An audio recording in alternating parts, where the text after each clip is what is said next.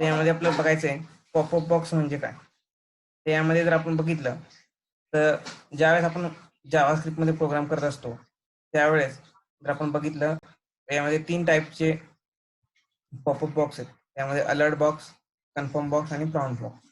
तर यामध्ये या 3 बॉक्सचा उपयोग केला जातो, अलर्ट बॉक्स, कन्फर्म बॉक्स आणि प्रॉम्प्ट बॉक्स. यांनाच पॉपअप बॉक्स असं म्हटलं जातं.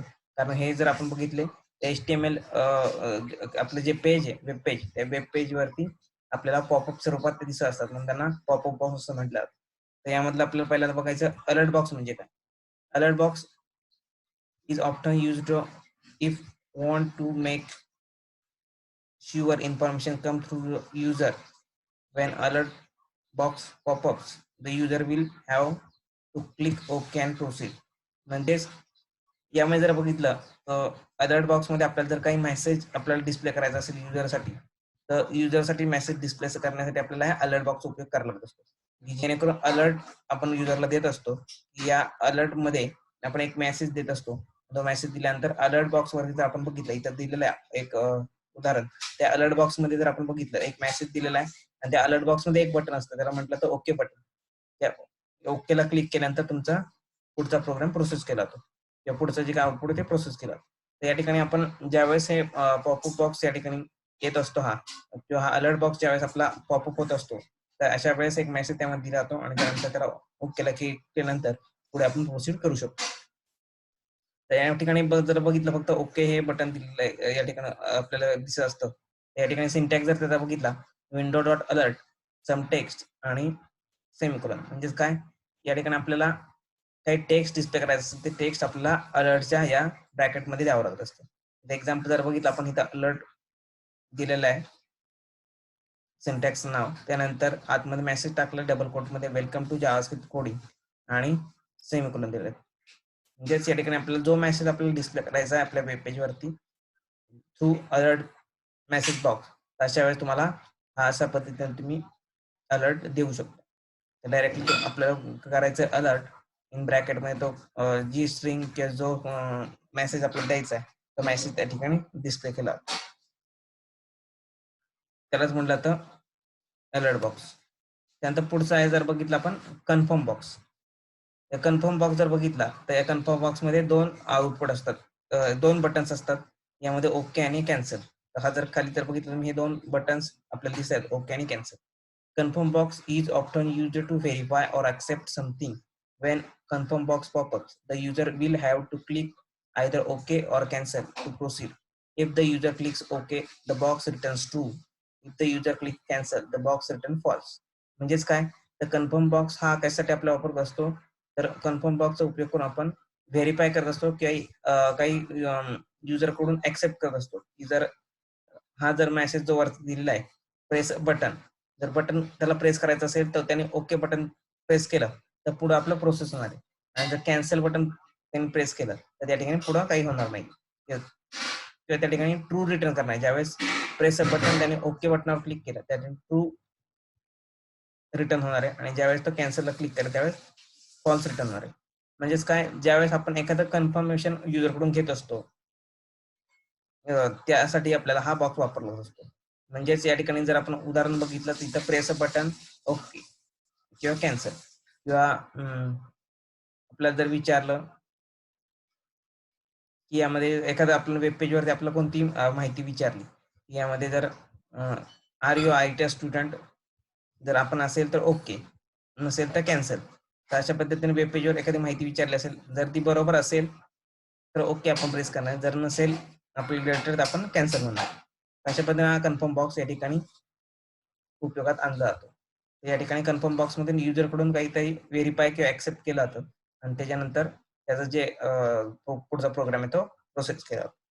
अशा वेळेस हा कन्फर्म बॉक्स मध्ये लक्षात ठेवायचं या ठिकाणी अशा पद्धतीने ह्या 2 बटन्स असतात, एक म्हणजे ओके आणि कॅन्सल. त्यानंतर प्रॉम्प्ट बॉक्स जर बघितलं त्या प्रॉम्प्ट बॉक्सचा उपयोग युजर कडून काहीतरी इनपुट घेण्यासाठी या ठिकाणी केला जातो. म्हणजे युजर इनपुट घेऊन ते वेब पेज वरती डिस्प्ले करण्यासाठी याचा उपयोग केला जातो, वेब पेज वरती रिटर्न करण्यासाठी याचा उपयोग केला जातो. A prompt box is often used if the user to input a value before entering a page. when a prompt box pop up, the user will have to click either OK or cancel to proceed after entering an input value. If the user clicks OK, box returns input value. If the user clicks cancel, then box returns null. म्हणजे ज्यामध्ये काय केलं तर prompt box जर आपण बघितला, हा युजरकडून काहीतरी व्हॅल्यू एंटर करण्यासाठी केला जातो. म्हणजेच काय, युजरकडून काहीतरी इनपुट घ्यायचं असेल तर आता इथं उदाहरण दिलेलं आपण, प्लीज एंटर युअर नेम.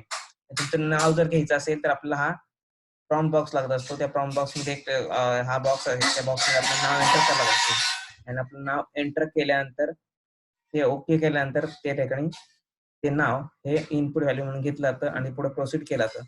आणि जर आपण काहीच नाव टाकता जर आपण कॅन्सल बटनला क्लिक केलं तर ते कॅन्सल बटन त्याला नल हा त्या ठिकाणी येत असतो. मग कॅन्सल बटन मध्ये आपण जर बघितलं तर नल म्हणून रिटर्न केलं, म्हणजे त्यामध्ये काहीच टेक्स्ट नाही असं पद्धतीने ते रिटर्न केलं. त्या सिंटॅक्स जर आपण बघितला window dot prompt, something text आणि डिफॉल्ट टेक्स्ट. समथिंग टेक्स्ट मध्ये काय टेक्स्ट तुम्हाला द्यायचं असेल, जे टेक्स्ट तुम्ही तिथे देऊ शकता, आणि डिफॉल्ट टेक्स्ट काय तुम्हाला पाहिजे ते टेक्स्ट देऊ शकता. आता इथं डिफॉल्ट टेक्स्ट आपण टाकलेलं प्लीज एंटर युअर नेम, आणि त्यानंतर त्या प्रॉम्प्ट मध्ये जो युजर इनपुट करेल ते नाव त्या ठिकाणी येणार आहे आणि तेच नाव तुमच्या वेब पेजवरती रिटर्न केलं जाणार. अशा पद्धतीनं युजरकडून इनपुट घ्यायचं असेल तर अशा पद्धतीने प्रॉम्प्ट बॉक्स उपयोग आपल्याला या ठिकाणी करावा लागत असतो. अशा पद्धतीने हे 3 बॉक्स झाले.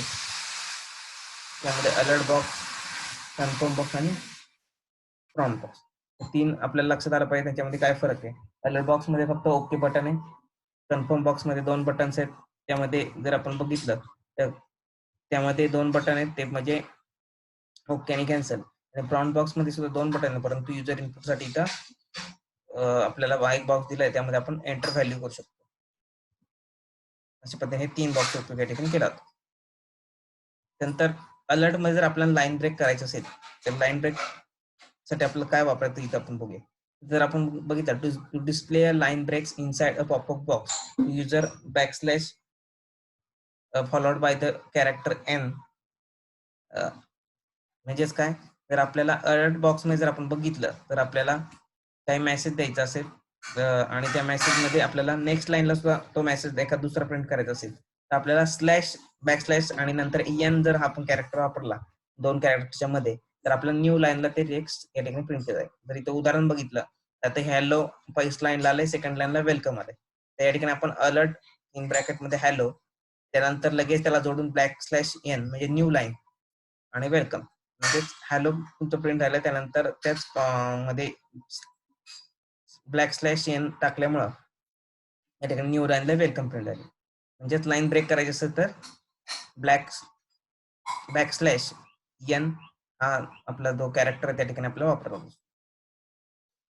बॅकस्लॅश एन वापरल्यामुळे आपण या ठिकाणी न्यू लाईनला प्रिंटिंग करू शकतो, न्यू लाईनला आपलं टेक्स्ट डिस्प्ले करू शकतो. हे झाले आपले सगळे पॉपअप बॉक्स, की कशा पद्धतीने पॉपअप बॉक्स आपण या ठिकाणी वापरत असतो. त्या ठिकाणी अलर्ट बॉक्स, कन्फर्म बॉक्स आणि प्रॉम्प्ट बॉक्स. आणि त्यामध्ये न्यू लाईनला जर आपल्याला पॉपअप बॉक्स मध्ये काय लिहायचं असेल तर ते कशा पद्धतीने लिहिते ते आपण बघू. त्यानंतर आपल्याला बघायचंय एरर हँडलिंग इन जावास्क्रिप्ट. जे काही प्रोग्रामिंग मध्ये एरर येत असतात ते कशा पद्धतीने हँडल केला जातात जावास्क्रिप्ट मध्ये, ते आपल्याला या ठिकाणी बघायचं. नॉर्मल टाइप्स ऑफ एरर्स जर आपण बघितलं कोणत्याही प्रोग्रामिंग लँग्वेज मध्ये जर आपण बघितलं तर 3 टाइपचे एरर्स असतात. एक म्हणजे सिंटॅक्स एरर्स, दुसरा म्हणजे रन टाइम एरर आणि तिसरा म्हणजे लॉजिकल एरर. त्या ठिकाणी आपल्याला बघायचं सिंटॅक्स एरर्स म्हणजे काय. कुठली जरी आपण लँग्वेज घेतली त्या प्रत्येक लँग्वेज मध्ये असे पण ते एरर्स येत असतात, syntax error, run time error आणि लॉजिकल. तर पहिलं बघायचं आपलं syntax error. Syntax errors also called a parsing error occur at compile time in traditional programming language and the at interpret time in JavaScript. त्या ठिकाणी जर बघितलं कुठलं अदर प्रोग्रामिंग लँग्वेज जर बघितला तर सिंटॅक्स एरर काय केला जातो, तर हा सिंटॅक्स एरर ज्यावेळेस आपण प्रोग्राम लिहित असतो, अदर प्रोग्रामसाठी आपल्याला प्रोग्राम लिहावा लागतो, त्यानंतर प्रोग्राम लिहिल्यानंतर तो कंपाईल करावा लागतो आणि कंपाईल केल्यानंतर आपल्याला त्यामध्ये काय एरर्स समजत असतात आणि ते कंपाईल केल्यानंतर पुन्हा आपल्याला ते कंपाईल एरर आलेले ते दुरुस्त करावं लागतो आणि त्यानंतर पुन्हा तो प्रोग्राम कंपाईल करून आपल्याला तो रन करावा लागतो. पण तो जावास्क्रिप्ट मध्ये तसं नाही, डायरेक्टली तुम्ही प्रोग्राम हा तुमचा टाईप करून डायरेक्टली तुम्ही रन करत असतो, त्याला कंपाईल आपण करत नसतो. अशा वेळेस काय केलं तर जो काही ट्रॅडिशनल प्रोग्रामिंग लँग्वेज आहेत आपल्या वेगवेगळ्या, त्यामध्ये कंपाईल टाइम मध्ये हे सिंटॅक्स एरर दाखवलं जातं. म्हणजेच काय, तुमचा जो काही सिंटॅक्स जो लिहिलेला आहे चुकीचा असेल किंवा सिंटॅक्स जो तुम्ही टाकलेला आहे प्रोग्राम तो चुकीचा असेल तर त्या ठिकाणी तो कंपाईल मध्ये एरर दाखवतो. पण जावास्क्रिप्ट मध्ये इंटरप्रिट करण्याच्या वेळेस म्हणजे ज्यावेळेस तो रन झाला प्रोग्राम त्याच वेळेस ते आपल्याला समजत असतं की आपला कोणतं तरी सिंटॅक्स चुकलेला आहे. म्हणजे आपलं आउटपुट जर बरोबर आलं नसेल तर आपल्याला समजू शकतं की या ठिकाणी कुठला तरी सिंटॅक्स आपला चुकलेला आहे. त्यालाच म्हटलं तर सिंटॅक्स एरर, की ज्यामध्ये जर आपण व्हेरिएबल डिक्लेअर करताना चुकलो, व्हेरिएबल डिक्लेरेशन व्यवस्थित केलं नाही, त्याचा व्हेरिएबल सिंटॅक्स चुकवला, व्हॅरच्या ऐवजी आपण वेगळंच लिहिलं व्हेरिएबल आणि पुढे काही, तर अशा वेळेस तो सिंटॅक्स एरर त्या ठिकाणी जनरेट होतो. नंतर पुढचा आहे run time error. Run time error असं call exceptions occurring during the execution. ज्यावेळेस प्रोग्राम एक्झिक्यूट केला जातो त्याच वेळेस काही एरर आला असेल प्रोग्राम मध्ये, जो आपला इंटरप्रिटेशन नंतर आपल्याला दाखवला जातो, त्याला म्हणतात run time error. Program run झाल्यानंतर किंवा रन व्हायच्या वेळेस जो काही एरर अॅक्युर होत असतो त्याला म्हणतात रन टाइम एरर.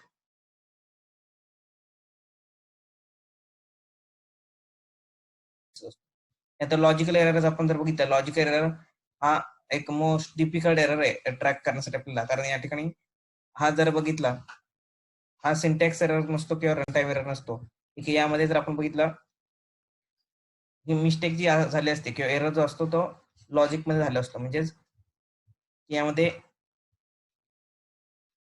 आपल्याला जो रिझल्ट पाहिजे तो रिझल्ट आपल्याला या ठिकाणी मिळत नसतो, कारण या ठिकाणी लॉजिक जे असतं ते या ठिकाणी मिस्टेक चुकलं असतं, त्याला लॉजिक एरर असं म्हटलं जातं. म्हणजे मिस्टेक इन लॉजिक म्हणजे आपलं जे काही लॉजिकल मध्ये जो थिंकिंग आपण केलं असतं त्या लॉजिक ते चुकलेलं असतं आणि त्याच्यामुळे आपल्याला अनएक्सेप्टेड रिझल्ट आपल्याला मिळत असतो. त्यामुळे त्याला लॉजिकल एरर असं म्हटलं. नंतर आपल्याला बघायचे जावास्क्रिप्ट एरर्स. जावास्क्रिप्ट एरर्स मध्ये जर बघितलं आपण तर जावास्क्रिप्ट एरर्स मध्ये 4 महत्वाचे स्टेटमेंट आहेत. त्यामध्ये ट्राय स्टेटमेंट, नंतर कॅचेस स्टेटमेंट, नंतर थ्रो स्टेटमेंट आणि फायनली स्टेटमेंट. अशामध्ये जे 4 स्टेटमेंट आहेत त्या 4 स्टेटमेंटवरती जावास्क्रिप्ट एरर्स या ठिकाणी काम करत असतात. तर या ठिकाणी जर बघितलं तर पहिले ट्राय स्टेटमेंट आपल्याला बघायचं. The try statement is used to test a block of a code for errors. म्हणजे ट्राय स्टेटमेंटने काय केलं असतं तर आपला जो काही कोड जो दिलेला आहे तो टेस्ट केला जातो आणि त्यामध्ये काय एरर्स आहेत ते फाइंड आउट करण्याचं काम हे ट्राय स्टेटमेंट करत असतो. तर जो काही पूर्ण ब्लॉक ऑफ कोड आहे आपला तो टेस्ट करायचा असेल तर आपण या ठिकाणी ट्राय स्टेटमेंट वापरत असतो आणि त्यातून आपल्याला एरर्स काय ते या ठिकाणी समजत असतात. त्यानंतर द कॅचे स्टेटमेंट. कॅचे स्टेटमेंट मग आपलं काय करत असतं तर कॅचे स्टेटमेंट हँडल द एरर्स. जे काही एरर्स आहेत ते हँडल करायचं काम हे कॅचे स्टेटमेंट करत असतं. त्यानंतर पुढचं स्टेटमेंट आहे throw statement. Throw statement is used to create a custom errors. आपल्याला काही कस्टम एरर्स तयार करायचे असतील तर या ठिकाणी थ्रो स्टेटमेंटचा उपयोग केला जातो आणि त्या थ्रो स्टेटमेंटमुळे कस्टम एरर्स आपल्याला इथं आपण तयार करू शकतो. फायनली स्टेटमेंटमुळे काय केलं जातं तर या ठिकाणी ट्राय आणि कॅचचे स्टेटमेंट झाल्यानंतर फायनल स्टेटमेंट मध्ये आपण जर बघितलं तर आपला जो काही कोड आहे तो एक्झिक्यूट करायचं काम हे फायनल स्टेटमेंट मध्ये केलं जातं. म्हणजे काही ट्राय स्टेटमेंट मध्ये एरर फाइंड आउट केला जातो, एरर फाइंड आउट केल्यानंतर कॅच मध्ये तो हँडल केला जातो आणि त्यानंतर तो एक्झिक्यूट करायचं काम हा फायनली स्टेटमेंट मध्ये केलं जातं. ट्राय आणि कॅच स्टेटमेंट नंतर ह्या फायनल स्टेटमेंट मध्ये आपला कोड हा एक्झिक्यूट केला जातो. When executing a JavaScript code, different errors can occur. Error can be coding errors made by the programmer, errors due to wrong input, and other unforeseeable thing. म्हणजेच काय तर ज्यावेळेस आपण एखादा जावास्क्रिप्टचा कोड रन करत असतो त्यावेळेस डिफरंट टाईपचे एरर जनरेट होत असतात. ते एरर्स जर बघितलं तर प्रोग्रामरने केलेले काही एरर्स प्रोग्राम मध्ये जर आपण सिंटॅक्स चुकवला किंवा काही प्रोग्रामिंग लँग्वेज मध्ये काही चूक झाली किंवा आपण प्रोग्राम रन झाल्यानंतर एखादं रॉंग इनपुट दिलं किंवा एखाद्या अदर थिंगमुळे जे काही प्रॉब्लेम होत असतो प्रोग्रामला त्याच म्हणतात एरर्स. असे एरर्स जर बघितले तर वेगवेगळ्या प्रकारचे एरर्स असतात. प्रोग्राममुळे झालेले एरर किंवा रॉंग इनपुटमुळे झालेले एरर किंवा अदर थिंग्समुळे वेगवेगळ्या अनफोर्सेबल थिंग्समुळे झालेले एरर. या ठिकाणी आपल्याला बघायचं पहिल्यांदा JavaScript type and catch. Try statement आणि catch statement. The try statement is used to define a block of a code to be tested for error while it is being executed. म्हणजेच आपला code ज्यावेळेस execute होत असतो त्यावेळेस त्या code मधला code हा टेस्ट केला जातो की ब्लॉक ऑफ कोड जो टेस्ट केला जातो तो ट्राय स्टेटमेंट आणि त्यामधले एरर फाइंड आउट केले जातात आणि त्यानंतर जो एरर येत असतो तो एरर हा कॅच स्टेटमेंट मध्ये हँडल केला जातो. The catch statement is used to define a block of code to be executed if an error occurs in the try block. Try block मध्ये जर आपल्याला काही एरर फाइंड आउट झाला तो हँडल करायचं काम हा कॅच स्टेटमेंट करत असतो. इथं कॅच स्टेटमेंट आपण वापरलं. The JavaScript statement try and catch comes in pairs, म्हणजेच जावास्क्रिप्ट मध्ये स्टेटमेंट हे दोन्ही एकत्र येत असतात. ट्राय आणि कॅच स्टेटमेंट हे एकत्र आपल्याला डिफाईन करलं असतं किंवा ते एकत्र येत असतात. यामध्ये जर आपण बघितलं सिंटॅक्स बघितला तर ट्राय स्टेटमेंट, त्यानंतर ट्राय जो आपला पूर्ण कोड आहे तो ब्लॉक ऑफ कोड, त्यानंतर तो ब्लॉक ऑफ कोड तिथे टाकल्यानंतर त्या ठिकाणी तो टेस्ट केला जातो. त्यानंतर त्यात जर काही एरर फाइंड आउट झाला तो कॅचेकडे जातो आणि कॅच येतो एरर, कॅच स्टेटमेंट त्यानंतर एरर तो जो आहे तो, आणि त्यानंतर त्यामध्ये तो एरर हँडल केला जातो. अशा पद्धतीने इथं सिंटॅक्स दाखवले. ट्राय त्यानंतर block of code to try, म्हणजे ह्या ठिकाणी टेस्ट केला जातो पूर्ण कोड. त्यानंतर काही जो एरर आलेला आहे तो एरर इथं फाइंड आउट केला जातो आणि तो एरर इथं हँडल केला जातो कॅचेमध्ये. तर पुढचा आहे स्टेटमेंट थ्रो स्टेटमेंट, त्याला थ्रो एरर असं म्हणतात. Wien an error occurs, JavaScript will normally stop and generate an error message. This is technically called throw an exception. म्हणजे थ्रो अन एरर, म्हणजे ज्यावेळेस एरर येत असतो त्यावेळेस जावास्क्रिप्ट स्टॉप करत असतो प्रोग्राम आणि एरर जनरेट करत असतो. एरर जनरेट करण्याला टेक्निकली म्हटलं जातं थ्रो अन एक्सेप्शन. म्हणजे जो काय एरर आपल्याला दाखवला जातो त्याला म्हणतात थ्रो अन एक्सेप्शन किंवा थ्रो अन एरर त्याला म्हटलं जातं. JavaScript will actually create an error object with two properties. म्हणजे त्यावेळेस काय केलं तर JavaScript एक एरर ऑब्जेक्ट तयार करत असतो. त्याच्या दोन प्रॉपर्टी असतात, त्या म्हणजे नाव त्या एररचं आणि पुढे त्याचा message. The throw statement allows you to create a custom error. The exception can be a JavaScript string, number, boolean or object. म्हणजे त्यामध्ये एक्सेप्शन जे येणार आहे त्या ठिकाणी स्ट्रिंग येऊ शकते, नंबर येऊ शकते, बुलियन किंवा ऑब्जेक्ट त्या ठिकाणी ते येऊ शकते. पण त्या कस्टम एरर क्रिएट करण्यासाठी अशा पद्धतीनं त्याचा वापर या ठिकाणी केला जातो. म्हणजेच या ठिकाणी थ्रो एरर म्हणजेच काय तर आपल्याला लक्षात घ्यायचं आहे की यामध्ये ज्यावेळेस एरर येत असतो त्यावेळेस प्रोग्राम स्टॉप केला जातो आणि त्यानंतर जो एरर मेसेज जनरेट होत असतो त्या एरर मेसेजला थ्रो अन एक्सेप्शन असं म्हटलं.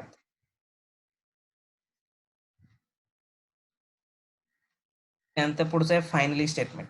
The finally statement let's you execute code after try and catch regardless of the result. म्हणजेच काय, ज्यावेळेस ट्राय अँड कॅच हा पूर्ण होत असतो त्यानंतर जो काय फायनल जो रिझल्ट असतो जो आपल्याला एक्झिक्यूट करायचा असतो तो या फायनली स्टेटमेंट मध्ये एक्झिक्यूट केला जातो. इथं सिंटॅक्स दाखवलेला आहे ट्राय, त्यानंतर ट्रायचा ब्लॉक, त्यानंतर त्याचे प्रोग्राम टेस्ट केला, त्यानंतर त्यामध्ये काय एरर आहे तो कॅचेकडे कॅचेने तो एरर हँडल केला आणि फायनली पूर्ण जो काही ब्लॉक ऑफ कोड आहे तो एक्झिक्यूट केला जातो. त्यालाच म्हटलं तर फायनल स्टेटमेंट आणि त्यामध्ये रिझल्ट आपला जो आहे तो दाखवला जातो. आणि या फायनल स्टेटमेंटचा उपयोग केला जातो की तुमचा जो काही ब्लॉक ऑफ कोड आहे तो एक्झिक्यूट करायचा असेल तर या ठिकाणी फायनल स्टेटमेंटचा उपयोग या ठिकाणी केला जातो. नंतर आता मागे आपण बघितलं एरर ऑब्जेक्ट. इथे या ठिकाणी जर आपण बघितलं तर JavaScript will actually create an error object. त्यामध्ये एरर ऑब्जेक्ट म्हणजे काय तर त्या ठिकाणी ते एररचं नाव आणि त्याचा मेसेज आपल्याला बघायचं. एरर ऑब्जेक्ट म्हणजे काय, JavaScript has built-in error object that provides error information when error occurs.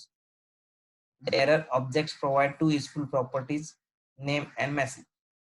ज्यावेळेस JavaScript मध्ये एरर जनरेट असतो त्यावेळेस काही JavaScriptचे बिल्ड इन एरर ऑब्जेक्ट आहेत ते या ठिकाणी आपल्याला दाखवले जातात. एरर ऑब्जेक्ट मध्ये जर आपण बघितलं तर काय असतं तर त्यामध्ये दोन ऑब्जेक्ट, त्या एरर ऑब्जेक्ट दोन प्रॉपर्टी आहेत, त्यामध्ये त्या एररचं नाव आणि त्यामध्ये त्याचा मेसेज.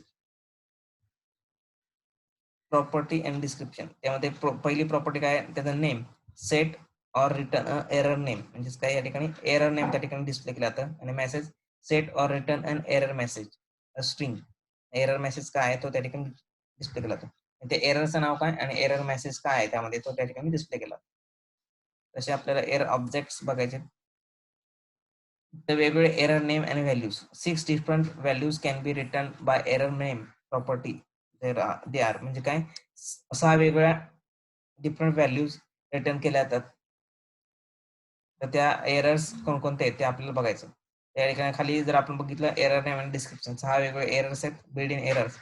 तर eval error an error has occurred in the eval function ज्यावेळेस येत असतं त्या eval फंक्शन मग जर आपण बघितलं तर हा एरर या ठिकाणी येत असतो. eval ह्या फंक्शनचं ज्यावेळेस या ठिकाणी येत असतं ते error occur in the eval function. eval या फंक्शन मध्ये काही एरर असेल तर हा eval एरर या ठिकाणी दाखवला. नंतर रेंज एरर, पुढचा आहे रेंज एरर. आपल्याला काही रेंज मध्ये काही प्रॉब्लेम असेल तर रेंज एरर दाखवायचं असेल तर या ठिकाणी आउट ऑफ रेंज किंवा जो तुमचा नंबर जो आहे तो तुम्ही एका ठिकाणी लिहिला आणि रेंज तुम्ही वेगळी सिलेक्ट केली तर आउट ऑफ रेंज असं मेसेज या ठिकाणी डिस्प्ले केला. त्या ठिकाणी रेंज एरर त्याला म्हटलं जातं. त्यानंतर reference error, and illegal reference has occurred. Illegal reference काही वेगळाच आपण चुकीचा रेफरन्स दिला प्रोग्राम मध्ये त्याला रेफरन्स एरर असं म्हटलं जातं. सिंटॅक्स एरर आपल्याला माहिती आहे, नॉर्मल जे बिल्डिंग सिंटॅक्स आहेत त्याच्या व्यतिरिक्त आपण जर काही वेगळा सिंटॅक्स वापरला आणि वेगळं काही स्टेटमेंट वापरले त्या ठिकाणी सिंटॅक्स एरर येतो. तर टाईप ऑफ एरर किंवा टाईप एरर म्हणजे काय, तर आपण जो काही डेटा टाईप आहे तो जर त्यात चुकलो व्हेरिएबल्स वगैरे तर त्या ठिकाणी टाईप एरर त्या ठिकाणी डिस्प्ले या ठिकाणी केला. नंतर युआरएल एरर म्हणजेच काय, तर ज्यावेळेस आपण एखादा युआरएल स्टेटमेंट वापरतो त्या ठिकाणी जर काही एन्कोडिंग युआरएल एरर डिस्प्ले झाला तर युआरएल एरर म्हणून आपल्या या ठिकाणी डिस्प्ले केला जातो. अशा पद्धतीने 6 एरर्स आहेत. त्यामध्ये इव्हॅल एरर, त्यानंतर range error, reference error, syntax error and type error आणि युआरएल. या ठिकाणी हे 6 वेगवेगळे एरर्स आहेत जे जावास्क्रिप्ट मध्ये बिल्डिंग ऑब्जेक्ट त्याला म्हटलं जातं, एरर ऑब्जेक्ट. हे झाले सगळे एरर्स आपण बघितले. या ठिकाणी एरर नॉर्मल 3 एरर्स असतात प्रत्येक प्रोग्राम लँग्वेजमध्ये, syntax error, run time error, logical error. आणि त्यानंतर जावास्क्रिप्टचे एरर्सचे 4 स्टेटमेंट आपण बघितले, try statement, catch statement, store statement आणि फायनल स्टेटमेंट. ट्राय स्टेटमेंट मध्ये काय केलं तर कॅचे, ट्राय कॅचे, त्यानंतर थ्रो एरर मध्ये काय केलं तर फायनल मध्ये काय केलं तर ते एरर ऑब्जेक्ट त्यामध्ये आपण बघितलं. त्यानंतर आपल्याला बघायचं ॲरे इन जावास्क्रिप्ट. जावास्क्रिप्ट मध्ये जर आपण बघितलं तर या ठिकाणी ॲरेचा वापर केला जातो. आपण बघितलं इंट्रोडक्शन मध्ये ॲरेचा सुद्धा वापर या ठिकाणी वेगवेगळ्या कारणासाठी या ठिकाणी केला जातो. आपल्याला पहिल्यांदा बघायचं what is an array. An array is a special variable which can hold more than one value at a time. म्हणजे ॲरे हा जर बघितला एक स्पेशल टाईपचा व्हेरिएबलच आहे. ज्या व्हेरिएबल मध्ये आपण जर बघितलं तर एकापेक्षा अनेक व्हॅल्यू स्टोअर करायचे असतील तर आपल्याला हा ॲरे वापरला. म्हणजे एकाच व्हेरिएबल मध्ये अनेक व्हॅल्यू जर आपल्याला वापरायचे किंवा आपल्याला स्टोअर करायचे असतील अशा वेळेस आपल्याला ॲरे वापरला. JavaScript array are used to store multiple values in a single variable. म्हणजे मल्टिपल व्हॅल्यूज स्टोअर करायचे असेल आपल्याला सिंगल व्हेरिएबल मध्ये तर अशा वेळेस आपल्याला ॲरे या ठिकाणी वापरला असतो, जावास्क्रिप्ट ॲरे. या ठिकाणी सिंटॅक्स दिलेला simply var array name is equal to item 1 comma item 2 नंतर आयटम 3 सो ऑन. म्हणजे आपल्याला जेवढे पाहिजे तेवढे आपण त्या ठिकाणी एलिमेंट्स देऊ शकतो. इथे एक्झाम्पल दिलेलं आहे, var trains is equal to Duronto comma Janshatabdi comma Rajdhani. तर या ठिकाणी हा ट्रेन हा आपला व्हेरिएबल आहे आणि त्या व्हेरिएबल मध्ये त्या वेगवेगळ्या ट्रेनची नावं दिलेली आहेत. म्हणजे त्यामध्ये मल्टिपल व्हॅल्यू दिले आहेत, दुरंतो, जनशताब्दी, राजधानी. म्हणजे प्रत्येक वेळेस आपल्याला वेगळं व्हेरिएबल डिक्लेअर केल्यानंतर वेगवेगळ्या प्रत्येक वेळेस व्हेरिएबल डिक्लेअर करायची गरज नाहीये. तर डायरेक्टली आपण एक ट्रेन हा व्हेरिएबल घेतला आणि त्यामध्ये त्याच्या वेगवेगळ्या व्हॅल्यूज टाकल्या. म्हणून आपण मल्टिपल व्हॅल्यूज असतील या व्हेरिएबलच्या, तर या ट्रेन ह्या व्हेरिएबलच्या वेगवेगळ्या व्हॅल्यूज आहेत म्हणून आपण इथं ॲरे वापरलो. Var train is equal to, आणि ॲरे देत असताना जर आपण बघितलं तर ॲरे आपल्याला स्क्वेअर ब्रॅकेट मध्ये लिहायचा असतो. स्क्वेअर ब्रॅकेट मध्ये त्या ॲरेच्या व्हॅल्यूज डबल कोट मध्ये द्यायचे आणि त्यानंतर कॉमा देऊन तुम्ही ते व्हॅल्यूज या ठिकाणी इन्सर्ट करू शकतो. Access the element of array. You refer to an array element by referring to index number. This statement access the value of the first element in my. म्हणजे काय, जर आपण बघितलं तर मागच्या इंट्रोडक्शनला आपण बघितलं ॲरे जर बघितला तो ऍक्सेस केला तो त्याच्या इंडेक्स नंबर बरोबर. आता जर आपण इथं बघितलं var train is equal to, आपण जर बघितलं तिथं किती आहेत ॲरेची व्हॅल्यू, तर इथं 3 व्हॅल्यूज आहेत ॲरेमध्ये. या ट्रेन व्हेरिएबल मध्ये 3 व्हॅल्यूज आहेत, परंतु यांचं इंडेक्सिंग ज्यावेळेस केलं जातं ज्यावेळेस इंडेक्सिंग केलं जातं ते हे 0 पासून इंडेक्सिंग केलं जातं. म्हणजे ट्रेन 0 ला दुरंतो आहे, ट्रेन 1 ला जनशताब्दी आणि ट्रेन 2 ला राजधानी. तशा वेळेस हे इंडेक्सिंग करत असताना जर आपण बघितलं तर इंडेक्सिंग ही ॲरेची पूर्ण 0ने सुरुवात होत असते. 0 1 2 असं इंडेक्सिंग ह्या ॲरेमध्ये केलं जातं. म्हणजेच यामध्ये जरी 3 व्हॅल्यू असल्या परंतु त्यांचं इंडेक्सिंग 0 1 2 असं या ठिकाणी इंडेक्स त्याला दिली जाते.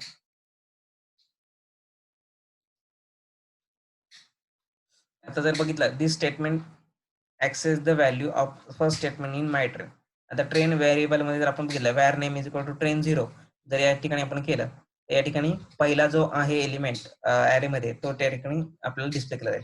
तर पहिला एलिमेंट कुठला आहे? ट्रेन 0 ला एलिमेंट आहे दुरंतो त्या ठिकाणी डिस्प्ले केला जाईल.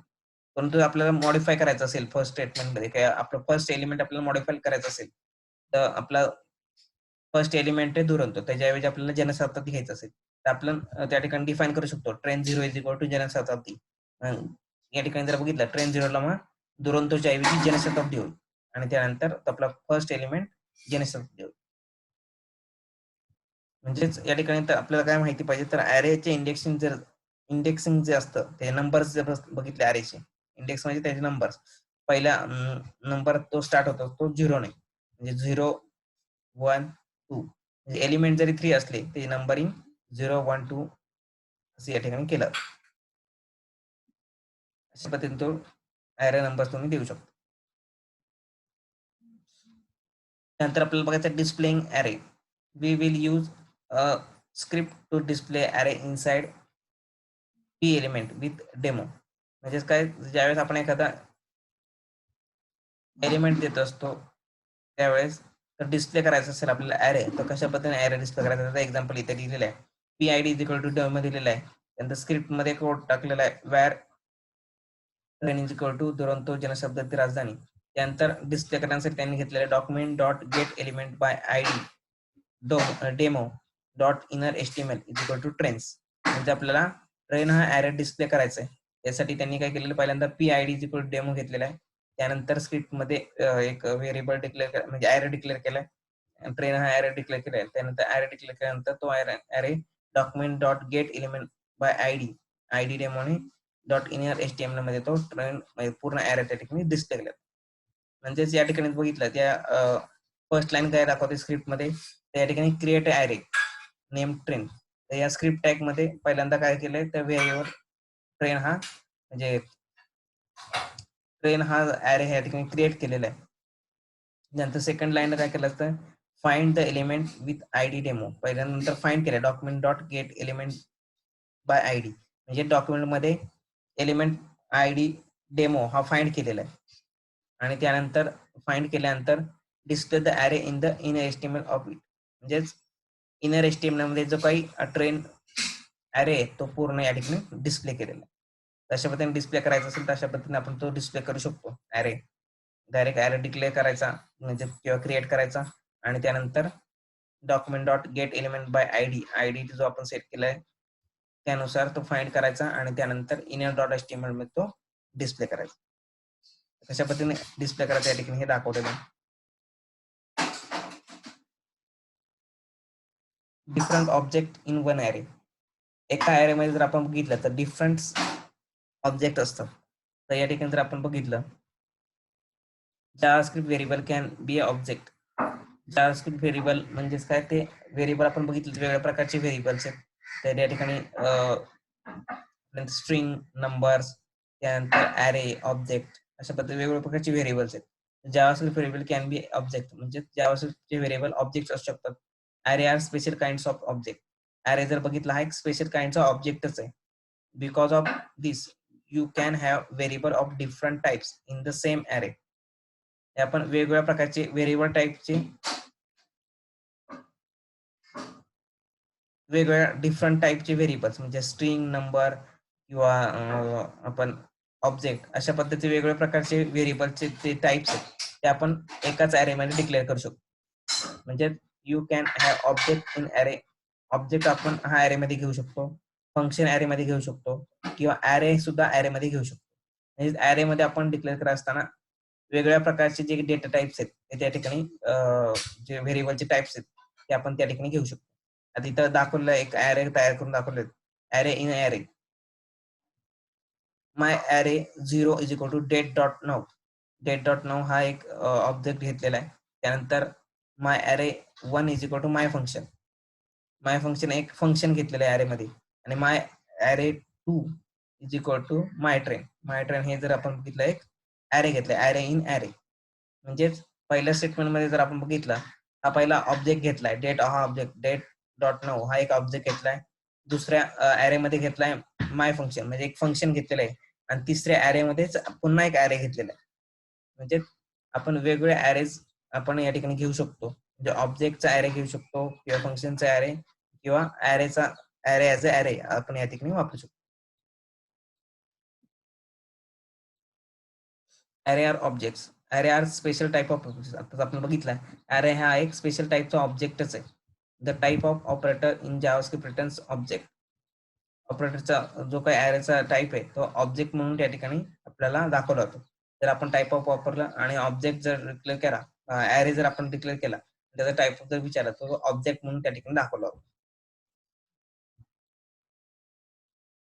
But JavaScript arrays are best described as an array. Array use number to access its element. In this example, person 0 returns Raja. परंतु जावास्क्रिप्ट मध्ये जर आपण बघितलं, ॲरे हा ॲरेज म्हणून जर आपण डिक्लेअर केला तर तो एकदम आपल्याला वापरायला सोपा जात असतो. कारण जर आपण बघितलं तर आपल्या काही एलिमेंट आपल्या नंबरने शोधायचे असतील. आता जर आपण एक इथं जर बघितलं हा ॲरे डिक्लेअर केलाय पर्सन, तर पर्सन हा ॲरे डिक्लेअर केलाय, तर पर्सन 0ला आपल्याला जर एखादी व्हॅल्यू शोधायची असेल किंवा पर्सन व्हॅल्यू 1ला 0ला कोण आहे किंवा पहिला एलिमेंट काय आहे, तर या ठिकाणी पर्सन 0 आपण म्हटलं तर पर्सन 0ला आपल्याला इथं दिसतंय, पर्सन 0ला इथं रिटर्न करेल राजा हे नाव या ठिकाणी रिटर्न करेल, कारण पर्सन 0ला आपण जर इथं नाव टाकलेलं. ऑब्जेक्ट्स यूज हा ॲरे जर आपण इथे डिक्लेअर करून बघितला, objects use name to access its members. In this example person dot first name return Raja. म्हणजेच ऑब्जेक्ट्सने काय केलं तर इथं त्याची प्रॉपर्टी वापरली पर्सन डॉट फर्स्ट नेम आणि तिथून त्यांनी रिटर्न केलं. त्यानंतर आपण ऑब्जेक्ट जर डिक्लेअर करायचं असेल तर ऑब्जेक्ट डिक्लेअर करत असताना आपण बघितलं var person is equal to first name, त्यानंतर त्याची व्हॅल्यू, त्यानंतर लास्ट नेम त्याची व्हॅल्यू आणि एज आणि त्याची व्हॅल्यू. म्हणजे काय आपण त्याच्या वेगळ्या प्रॉपर्टी जर इथं बघितलं, ॲरे डिक्लेअर करत असताना आपण स्क्वेअर ब्रॅकेटमध्ये ॲरे डिक्लेअर केलाय आणि ऑब्जेक्ट डिक्लेअर करत असताना इथं कर्ली ब्रॅकेटमध्ये केलं. फक्त ऑब्जेक्ट मध्ये काय केलेलं आपण डायरेक्टली त्याची प्रॉपर्टी आणि त्याचं व्हॅल्यू, त्याची प्रॉपर्टी त्याची व्हॅल्यू, प्रॉपर्टी त्याची व्हॅल्यू अशा पद्धतीने तो ऑब्जेक्ट डिक्लेअर केलेला. त्याच्यामध्ये सुद्धा आपण डिक्लेरेशन करू शकतो. त्यानंतर लेंथ प्रॉपर्टी, ॲरेची लेंथ प्रॉपर्टी आपल्याला बघायची. The length property of an array returns the length of an array, the number of array elements. म्हणजेच काय तर ॲरेमध्ये किती एलिमेंट्स आहेत हे आपल्याला बघायचं असेल तर अशा वेळेस आपल्याला लेंथ प्रॉपर्टी आपल्याला वापरत असते, जेणेकरून त्या लेंथ प्रॉपर्टीमुळे आपल्याला समजू शकतं की आपल्या ॲरेमध्ये किती एलिमेंट्स आहेत. त्या ठिकाणी जर आपण एक ॲरे डिक्लेअर केला व्हॅर फ्रूट, व्हॅर फ्रुट्स हा ॲरे डिक्लेअर केला, त्या व्हॅर फ्रुट्स मध्ये आपण घेतलं बनाना, ऑरेंज, ऍपल, मँगो, हे 4 प्रकारचे आपण फ्रुट्स घेतले. तर या ठिकाणी जर ह्या ॲरेची आपल्याला लेंथ काढायची असेल तर डायरेक्टली आपण फ्रूट डॉट लेंथ जर आपण केलं तर या फ्रूट डॉट लेंथने आपल्याला लेंथ दाखवली जाईल 4, कारण आपण 4 इथं फ्रुट्स घेतलेले आहेत या ॲरेमध्ये. म्हणून var fruit is equal to banana, orange, apple, mango. Direct आपल्याला जी रेंज पाहिजे असेल किंवा त्याची लेंथ पाहिजे असेल, डायरेक्ट फ्रूट डॉट लेंथ म्हटलं की डायरेक्ट आपल्याला फ्रूटची लेंथ 4 इथं दाखवली जाईल. तर या ठिकाणी length property is always one more than highest array index. म्हणजे ॲरे इंडेक्स जर बघितलं तर इंडेक्स काय येणार आहे ॲरेचा इथं, व्हॅर फ्रूट हा इंडेक्स जर बघितला त्याचे इंडेक्स काय येतील 0, 1, 2, 3. 3 इंडेक्स येतील ॲरेचे. यामध्ये 3 इंडेक्स येतील 0, 1, 2, 3. शेवटचा जो इंडेक्स येईल तो 3 हा झाला त्याचा इंडेक्स 3. परंतु त्याची लेंथ जर बघितली 1 ने जास्त असते, कारण आपण लेंथ पोहोचताना कसं म्हणत असतो 1, 2, 3, 4. बनानाला 1, ऑरेंज 2, त्यानंतर 3 ऍपल आणि 4 मँगो. म्हणजेच इंडेक्स जर बघितली ती 1 ने कमी असते तर जी लेंथ जी आहे ती आपली बरोबर असते, जे आहे तेवढी लेंथ त्या ठिकाणी दाखवलं. तर आपल्याला बघायचं या ठिकाणी 2 आपण कन्सेप्ट बघितले ॲरे आणि ऑब्जेक्ट. तर आपल्याला व्हेन टू यूज ॲरे आणि when to use object program मध्ये आपल्याला समजायला पाहिजे कधी ऑब्जेक्ट वापरायचा, कधी ॲरे वापरायचा.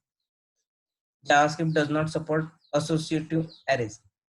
म्हणजे असोसिएटिव्ह ॲरे म्हणजे इथं उदाहरण दाखवलंय. जावास्क्रिप्ट मध्ये असोसिएटिव्ह ॲरे दाखवलं जात नाही. म्हणजेच काय, तर असोसिएटिव्ह ॲरे म्हणजेच जर आपण बघितला तर पर्सन इन ब्रॅकेट मध्ये Raja, first name is equal to Raja, म्हणजेच काय असोसिएटिव्ह ॲरे मध्ये आपण बघितलं तर या ठिकाणी JavaScript does not support associative array म्हणजेच काय, तर जे काही आपण ॲरेला जे इंडेक्स दिलेले आहे त्या इंडेक्सच्या ऐवजी जर आपण स्ट्रिंग घेतली तर या ठिकाणी स्ट्रिंग हे या ठिकाणी सपोर्ट करत नसते. म्हणजे person in bracket is equal to Raja जर आपण घेतलं, first name is equal to Raja जर आपण घेतलं तर या ठिकाणी फर्स्ट नेम हा जर आपण बघितला तर कधीही आपण या ठिकाणी असोसिएटिव्ह ॲरे घेत नाही, कारण हा स्ट्रिंग घेत नाही. त्या एक आपण ॲरे डिक्लेअर करत असताना इथं इंडेक्स नंबर घेत असतो. पर्सन 0, पर्सन 1, पर्सन 2, पर्सन 3 अशा पद्धतीने घेत असतो. You should use object when you want to element name and string. You should use object when you want to element name to be a string. You should use array when you want to element name to be a sequential number. म्हणजेच you should ज्यावेळेस object आपण वापरत असतो त्यावेळेस आपल्याला element मध्ये string ज्यावेळेस वापरत असतो त्यावेळेस आपल्याला ऑब्जेक्ट घ्यायचा आहे. म्हणजे कधी आपल्याला घ्यायचा आहे ज्यावेळेस आपल्याला नाव वापरायचं असेल, म्हणजे स्ट्रिंग वापरायचं असेल त्यावेळेस आपण ऑब्जेक्ट इथं वापरू शकतो. आणि ज्यावेळेस आपल्याला सिक्वेन्शियल नंबर घ्यायचा आहे त्या सिक्वेन्शियल नंबर घ्यायच्या वेळेस आपल्याला इथं जर बघितला हा ॲरे वापरायचा. म्हणजेच कधी ॲरे वापरायचा, ज्यावेळेस आपल्याला सिक्वेन्शियल नंबर घ्यायचे असेल एलिमेंटचे तर त्यावेळेस आपण ॲरे वापरू शकतो. आणि ज्यावेळेस आपल्याला स्ट्रिंग घ्यायची असेल एखादी तर त्यावेळेस आपल्याला ऑब्जेक्ट वापरायचं. एवढंच यामध्ये ॲरे मध्ये की कशा पद्धतीनं आपण एडिट वापरू शकतो. त्या ॲरेच्या अजून